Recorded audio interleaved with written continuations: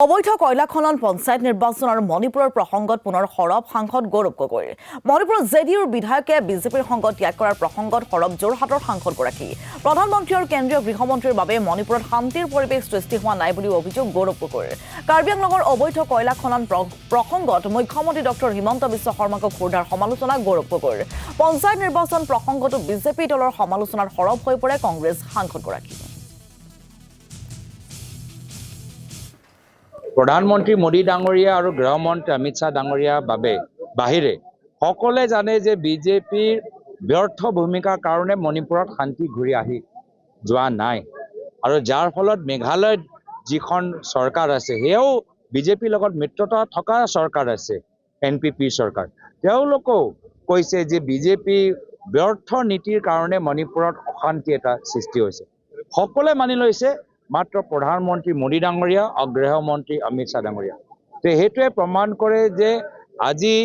উত্তৰ পূৰ্বাঞ্চলৰ কথাই কওক বা দেশজুৰি আজি অশান্তিৰ যে আমাৰ সমাজৰ মাজত বাঢ়ি গৈছে হতাশা যে আৰু বাঢ়ি গৈছে তাৰ মূল কাৰণে হৈছে বৰ্তমান বিজেপি দলৰ নেতৃত্বৰ ৰাজনীতি যেটো তেওঁলোকৰ ৰাজনীতি মাত্ৰ আদানী আৰু আম্বানীক সহায় কৰা আদানী আৰু আম্বানী বিয়া খোৱা তেওঁলোকৰ ল'ৰা ছোৱালীক ভাল আইচিচি পোষ্টত লৈ যোৱা হেয়া লৈ ব্যস্ত কিন্তু দেশত কি চলি আছে গাঁৱত কি চলি আছে পথাৰত কি চলি আছে তাৰ পৰা তেওঁলোকে দুয়োজন আঁতৰত আছে চাওক বিহাৰৰ নিৰ্বাচন আহি আছে দিল্লী নিৰ্বাচন চলি আছে দেশৰ ৰাজনীতিত মই ভাবো মণিপুৰে ইয়াৰ আগতে প্ৰভাৱ পেলালেই দেখাই দিছে দেশত যে কেনেদৰে বিজেপি নেতৃত্বৰ কাৰণে বিজেপি ৰাজনীতিৰ কাৰণে সমাজৰ মাজত দুফাক হৈ গৈছে সমাজৰ মাজত কিমান মানুহে নিজৰ ঘৰখন এৰিবলৈ গৈছে এইটো দেশৰ ৰাজনীতিত বিজেপিয়ে পেলালেই আৰু নীতিশ কুমাৰ এতিয়া পিছত গৈ তেওঁ বিহাৰৰ নিৰ্বাচন আহি আছে বিহাৰৰ নিৰ্বাচনত তেওঁ আকৌ বিজেপিৰ লগত খেলিব মানে নেখেলিব হয়তো তেওঁ ক'ব মণিপুৰত বিজেপিৰ লগত বন্ধুত্ব ভাঙি দিছে কিন্তু বিহাৰতো তেওঁলোকৰ লগতে একেলগে আছে সেইকাৰণে আমি চাই আছো বিহাৰৰ জনসাধাৰণো চাই আছে চাওক পঞ্চায়ত নিৰ্বাচন হ'বনে নহয় এইটোৱে মোৰ লৈ ভয় বা চিন্তা আজি বিজেপি নিজে তেওঁলোকে পঞ্চায়ত নিৰ্বাচন পিছুৱা মূল কাৰণ হ'ল যে তেওঁলোকৰ চিম্বলত বা তেওঁলোকৰ হয়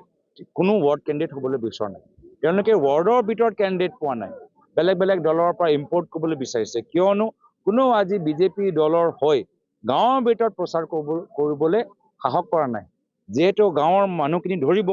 যে গাঁৱৰ ৰাস্তাখিনি হোৱা নাই মহিলাখিনি ধৰিব যে আমি গছ পুলি ৰুলো 10,000 টকা ক'ত তো এই যে মানুহৰ প্ৰশ্ন উত্তৰ তেওঁলোকৰ ওচৰত নাই সেইকাৰণে কোনোৱে আজি বিজেপি দলৰ টিকেট বিচৰা নাই আৰু যাৰ ফলত আমাৰ প্ৰাৰ্থীহীন বিজেপি এতিয়া একো উপায় নাপায় পঞ্চায়ত নিৰ্বাচন পিছুৱাইছে ইমান নাজানো মই বাহিৰতে আছো মই পিছত ৰাতি বাতৰিখিনি চাম তাৰ পিছত মই তথ্যখিনি লোৱাৰ পিছতে নিজৰ প্ৰতিক্ৰিয়া দিব